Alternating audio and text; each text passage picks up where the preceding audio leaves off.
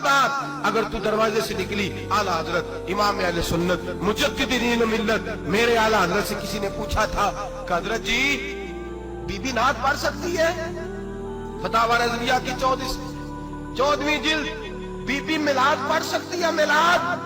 आला हजरत ने फरमाया अगर बीबी मिलाद पढ़ रही हो, नात पढ़ रही हो और उसकी आवाज गैर महरम के कानों तक जा रही हो, फरमाया उसे सवाब नहीं होगा, उसे हराम काम करने का गुनाह दिया जाए।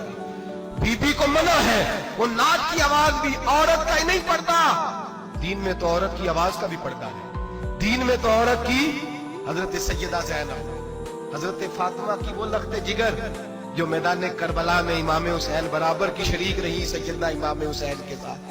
याह्या बिन मोइन कहते मैं 15 साल तक हजरत ज़ैनब का पड़ोसी रहा हूँ। 15 साल घर बराबर होता है ना, बंदा बीबी देख ही लेता है। वो बीबी कभी पर्दा डाल के तुम जा रही है दवाई लेने, कभी नजर आ ही जाती है।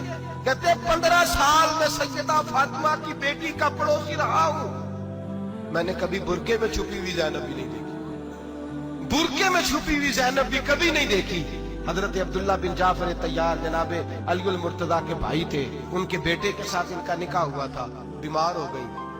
हजरत अब्दुल्ला कहने लगे ज़ैनब चल तुझे हकीम के पास ले जाऊं, तबीब के पास ले जाऊं। तो हजरत ज़ैनब कहने लगी आप जाइए मेरा हाल बता के दवाई ले आइए। तो हजरत अब्दुल्ला जाफर तैयार कहने लगे शरीयत में गुंजाइश है डॉक्टर के पास जाने, हकीम के पास जाने की गुंजाइश है, तू चलती क्यों नहीं? तो हजरत ज़ैनब कहने लगी शरीयत में गुंजाइश तो है पर अब्दुल्ला मेरी मजबूरी ये है कि मैं फातिमा की बेटी हूँ। शरीयत में गुंजाइश तो है पर मेरी मजबूरी ये है कि मैं हुसैन की बहन हूँ। शरीयत में गुंजाइश है पर मैं हसन की बहन हूँ।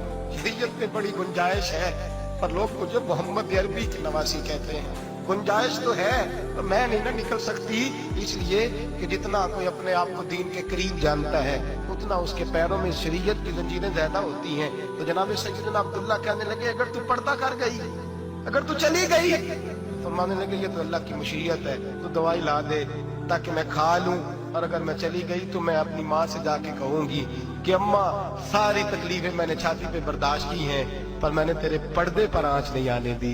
मेरे भाई ये उसवा नूर है, ये उसवा हसना है, ये हमें सिखाया जा रहा है। मेरे हबीब करीम की बीवियों का ये हाल था, बीवियों का अपने घर के आंगन में हजरत आयशा सिद्दीका, हजरत सौदा जनाब अफसा अपने सेल में जब बैठती थी ना तो दीवार की तरफ मुंह करके बैठती थी, दीवार के साथ लग के दीवार की तरफ।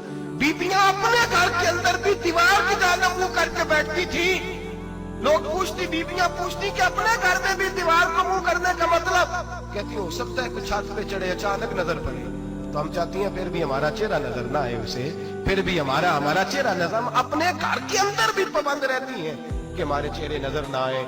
खुदा रा बड़े पैसे जिंदगी में लुटाए हैं, 1000 1500 बुरके पे भी खर्च करो, वो घर ले जाओ, वो अम्मा को भी दो, बहन को भी दो, बीवी को भी दो, उसको कोई ये पहन ले। इसलिए कि जब तो हजरत फातिमा के तरीके का पर्दा करेगी तो तेरे आंगन में सैयदा ज़ैनब की तरह की बेटियां पैदा होंगी, वो उस सुन्नत पे चलने वाली बेटियां तेरे आंगन में आएंगी। खुदारा मेरे भाई आज ये नियत करो, ये इरादा करो और अपने घरों को पर्दे का पाबंद बनाओ। अगर एक बेटी पर्दादार हो गई तो कई खानदान पर्दादार हो जाएंगे, अगर एक बेटी पर्दादार हो गई तो कई घराने संवरेंगे, कई जगह पे नूर फैलेगा। ऐ अर्श के मालिक, ऐ मेरे महबूब के खुदा, तुझे वास्ता है मेरे महबूब की बीवियों का और तुझे सदका हुजूर की शहजादियों का। ऐ अल्लाह इतना करम बरसा, इतनी रहमत बरसा कि मेरे वतन की बेटियां और मेरे वतन की माएं बहनें बच्चियां ये समझ जाए कि हमारी निजात सिर्फ हजरत फातिमा के बुरके में है, हजरत आयशा के पर्दे में है, सैयदा खदीजातुल कुबरा के हिजाब में है। अल्लाह करे ये समझ जाए और ये जब भी सजदा करें तुझसे हयाई मांगे, ये तुझसे जब भी सजदा करें ये तुझसे अपने लिए चादर ततहीर और पर्दा तनवीर मांगे। अल्लाह करे मुझ बेअमल की मुंह से निकले हुए लफ्ज किसी के दिल में तासीर बन के उतरे और फिर दुनिया के अंदर ये रिवाज आम हो कि हर कोई पर्दा करे, हर कोई बापर्दा हो जाए। ऐ अल्लाह तू तासीर नाजिल फरमा, ऐ अल्लाह तू अमल की दौलत नाजिल फरमा, ऐ अल्लाह हमारी बेटियों को इज्जत की चादर अता फरमा, हमेशा मिदहत खैरुल अनाम में गुजरे। दुआ है ये उम्र दरूद सलाम में गुजरे। आखिर